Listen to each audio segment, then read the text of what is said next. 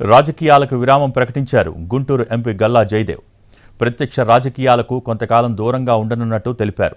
రాజకీయంగా తనకు అవకాశం ఇచ్చిన చంద్రబాబు నాయుడికి రుణపడి ఉంటానన్నారు. 2 సార్లు ఎంపీగా గెలిపించిన గుంటూరు ప్రజలకు కృతజ్ఞతలు తెలియజేశారు. చివరి 3 సంవత్సరాలుగా ప్రజలకు క్షేత్రస్థాయిలో అందుబాటులో ఉండలేకపోయానని అన్నారు. కానీ పార్లమెంటులో గుంటూరు ప్రజల కోసం ఏం చేయాలో అవి చేస్తూనే ఉన్నానన్నారు గల్లా జయదేవ్.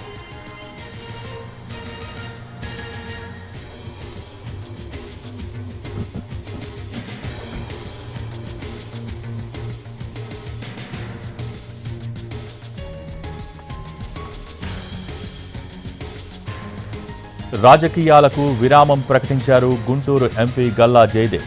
ప్రత్యక్ష రాజకీయాలకు కొంతకాలం దూరంగా ఉండనున్నట్టు తెలిపారు. రాజకీయంగా తనకు అవకాశం ఇచ్చిన చంద్రబాబు నాయుడికి రుణపడి ఉంటానన్నారు.